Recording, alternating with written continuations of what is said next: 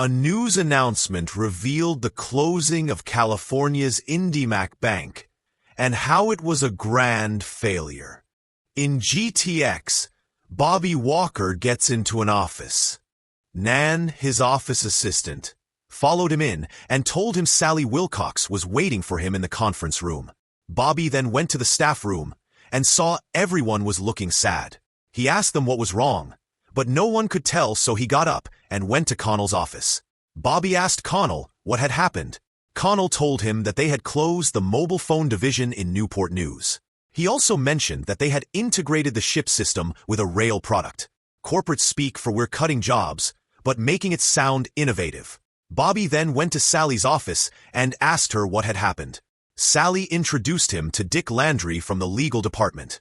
Landry explained to Bobby that the company had made a division change and that they would provide him with benefits to compensate for the 12 years they had worked together. Bobby asked if they were firing him. Sally assured him that they would also provide opportunities for further employment services. He angrily asked if Gene knew about their decision. Sally asked him to sit down, but he refused and left the room. One day he's Bruce Wayne controlling Wayne Enterprises. The next he's Bobby Walker standing outside GTX with a cardboard box. From billionaire to broke. Guess even Batman can't escape corporate downsizing. Bobby then started packing up to leave. Bobby's secretary asked what they had said about her job. He told her he hadn't asked anything. At Gene's office, Phil was waiting for him. Gene noticed Phil's demeanor and asked what was going on. His assistant told him that Sally had fired some of the ship's system sales group workers. Gene asked Phil if Sally had fired him as well. Phil replied that she hadn't and admitted that he had been hiding in the office all day. Phil shouted, saying he would never let anyone fire him after 30 years of service. 30 years of loyalty gone in 30 seconds. Turns out dedication doesn't come with job security. Back at Bobby's house, Maggie Walker, Bobby's wife, came. Maggie went outside and saw Bobby cooking. She asked him why he was home at that time, and he told her that he was making dinner. Maggie told him they were going to Jack's house that night, but Bobby refused to go. Maggie got upset and went back inside the house. Bobby followed her. They started arguing, questioning why he wasn't going with them and asking why he hated Jack. Bobby then told her that he had been fired.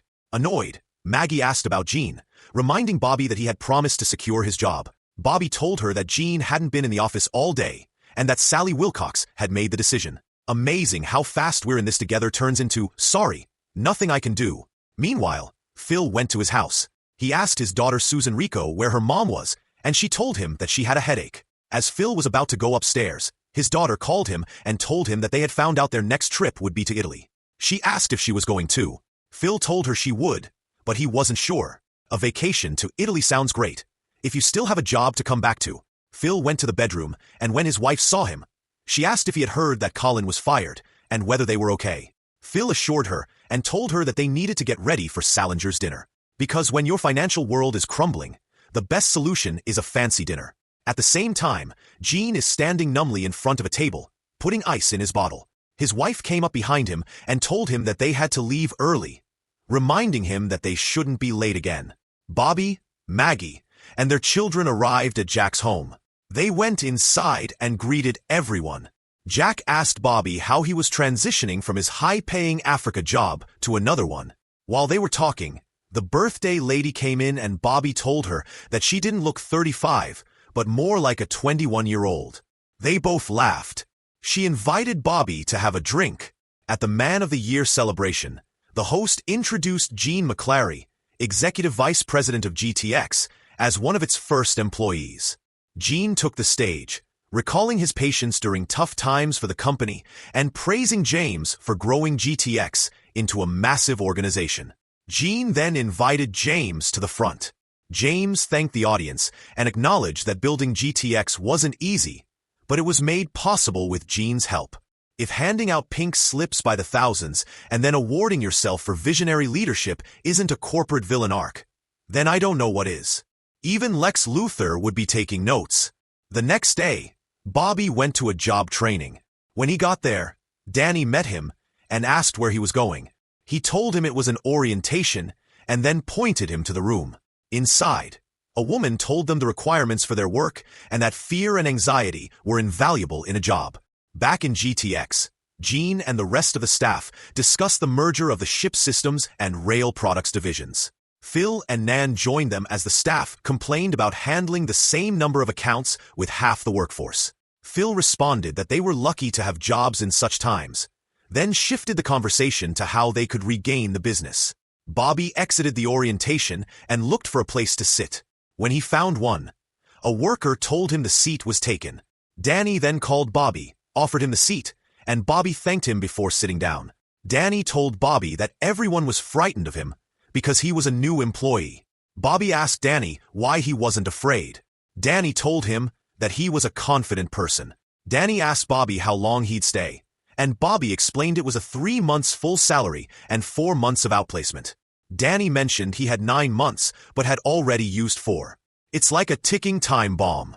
How long can you stretch those months before the real panic sets in? Later, Gene and Bobby meet for lunch. Gene asked Bobby how things were going for him and his family, and Bobby told him that everything was fine. Gene told him that they did it because the company was in a serious condition and they had to reduce the staff. Gene told Bobby that he had called Samar. Bobby got angry, dropped the paper, and left by telling them he would steal them once he started working with their competitors. Bobby went from corporate loyalty to corporate revenge in record time. At home, Maggie and Bobby talked about his time with Gene. Bobby mentioned Gene was helping him connect with marketers, and Maggie admired it. Holding unpaid bills, Maggie suggested getting a job to help with expenses. When Bobby's father Kevin called, Maggie handed him the phone, but Bobby refused, not wanting to hear his advice. At the office, James and Gene reminisced about good times. James invited Gene and Cynthia to join them at Sun Valley for the new year, but Gene hesitated, mentioning his grandkid would be visiting. At home, Gene lay outside when Cynthia approached and asked if everything was okay. He mentioned having lunch with Bobby and expecting him to throw a drink in his face. Cynthia then said she and Sue were planning a weekend trip to Palm Beach and asked for the corporate jet. Seeing Gene's reaction, she quickly added they would take commercial flights instead. Meanwhile, Maggie brought up the idea of selling their house, but he refused. He then headed to an interview, driving separately while Maggie took the kids. Bruce Wayne would just buy another mansion without blinking. Bobby Walker? He's clinging to a life he can no longer afford, hoping no one notices. The interviewer reviewed his experience and asked about regional sales, which he confirmed. She offered $65,000 per year for a position outside his area. Angry, Bobby argued he made $120,000 at GTX and applied for VP of Marketing. She replied they had highly qualified applicants, to which he insisted he was one. After this, Bobby went to the office and started calling marketers about job openings, but all responses were negative. Phil Knight built Nike from nothing into a billion-dollar empire. Bobby Walker? At this rate, he'll be lucky to sell sneakers out of his trunk just to cover rent. Bobby then kept calling Sally, leaving voicemail when she didn't respond. Bobby then went back home. Outside, Drew was sitting alone. Bobby asked what was wrong, and Drew assured him he could handle things as he was growing up. Bobby then told him he lost his job, but everything would be fine. At Jack's house for Thanksgiving, the men discussed business while friends served food. Jack asked Bobby about work, and Bobby gave a vague answer. Jack mentioned reading that Salinger made 700 times more than the average GTX worker. A timely reminder that the ones at the top rarely feel the pain of those at the bottom. Before eating, Carson prayed, thanking God for their health and asking for her dad to find a job, exposing Bobby's unemployment to everyone. Jack offered Bobby a job, but he refused. Meanwhile, James and his business partner discussed financial losses, considering selling the new business or closing the existing business. They ultimately decided on layoffs. Gene privately told James he disagrees with the decision, but James dismissed him. Of course, the first solution is layoffs, not executive pay cuts or restructuring, just cutting the workforce. Later in bed, Maggie and Bobby discussed finances. Maggie mentioned that if they lowered their house price, they could sell it for $850,000. She questioned why Bobby refused Jack's offer, and Bobby insisted he wouldn't work under him. At this point, pride is the only thing Bobby has left, and he's holding on to it for dear life. Jean and Sally are also on the bed. Jean asked her about the criteria for downsizing. She then got annoyed and left him in the bed. Bobby and his teammate went golfing, but Bobby is told he didn't pay for his membership. He then went to Maggie to ask what was going on. Maggie explained they couldn't afford the upcoming month's payment and urged him to stop golfing and find work to pay the mortgage. Bobby wanted to appear successful, but Maggie reminded him of their reality and asked him to cancel the golf plans. Nothing says fall from grace like getting kicked off the golf course.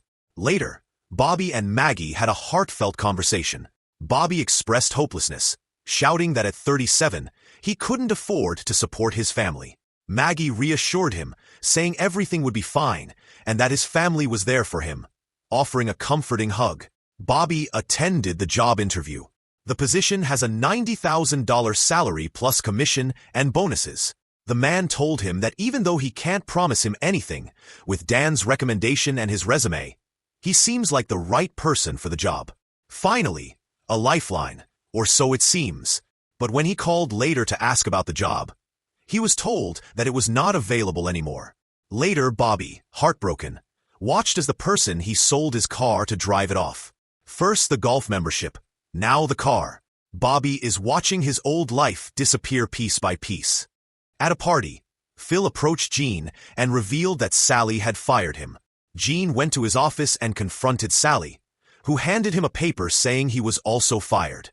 Jean and Phil discussed their long dedication to the company, feeling betrayed. Jean went home, but ignored his wife's calls to go upstairs. Meanwhile, Phil started a new job on the factory floor at Joanna's office, surprising Bobby and the team. Joanna asks Phil a question about whether he smokes or not. When he tells her that he smokes sometimes, she tells him to quit. He then leaves for the office.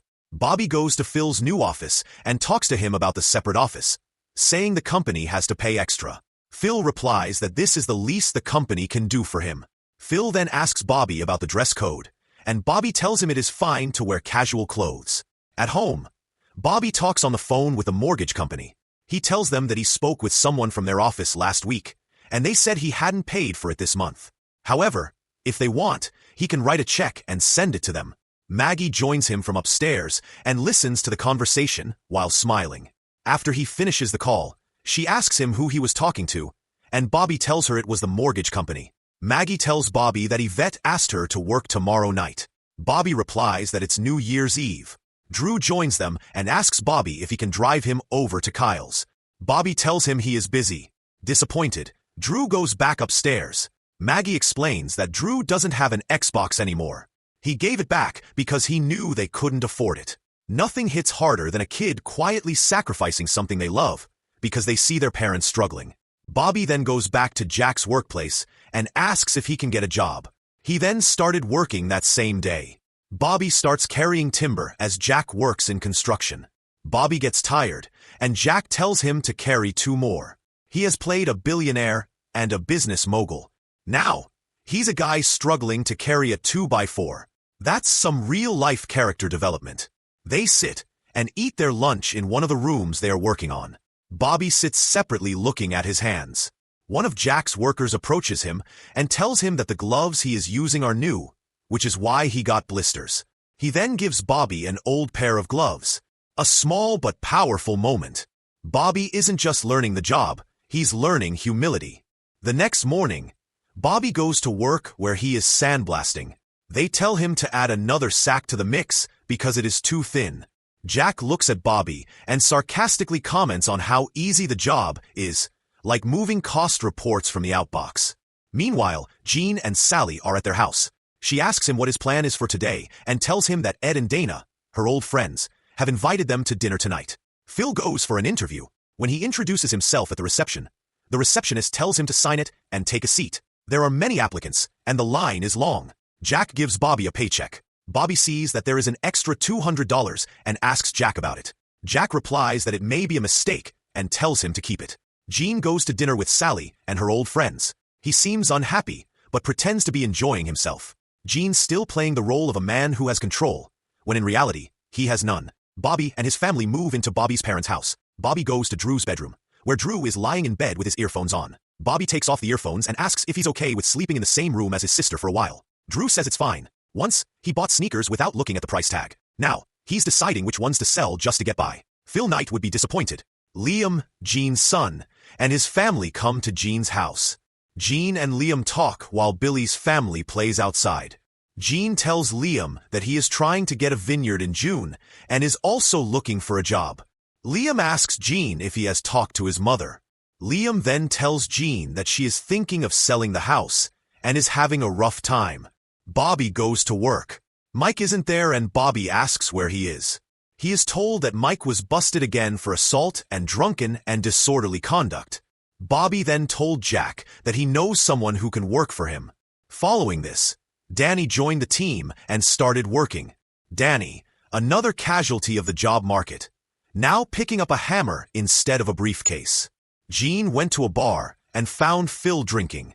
He asked to drive him home, but Gene told him he couldn't go home because his wife doesn't want the neighbors to know he has been fired. Meanwhile, Bobby returned home, and his mother told him someone named Fred Munder called and offered him a position. Even though the job is in Boston, Bobby decided to go. Maggie is skeptical, but Bobby told her the job is Vice President of Sales and Marketing, and that is exactly the job he fits in. A Vice President title again? Sounds like a dream, except dreams don't usually come with fine print. Like they say in Argo, this is the best bad idea we have.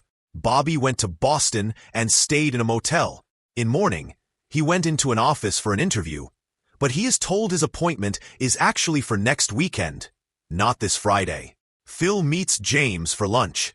He brought up his job opening about foreign executives, and he was interested, but James told him that he can't hire anyone above 30 for this job.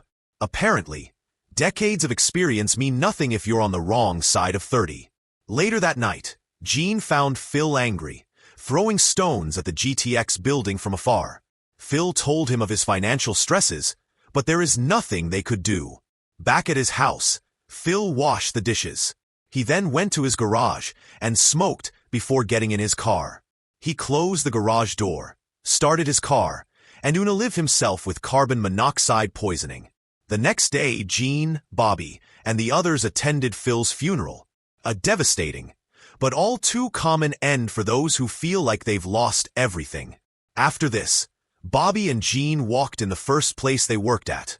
Gene reminisced about the old days, but now everything is gone. Bobby then went back to his house and apologized to Maggie for letting her down, but she told him everything would pass. The next day, Gene went to GTX to talk to James and asked why he didn't attend Phil's funeral, but James instead talks about Phil's wife. Gene asked why he fired his employees if the company was good, but James insisted what he did was for the good of the company. Back at his house, Bobby received a call from Gene about a job.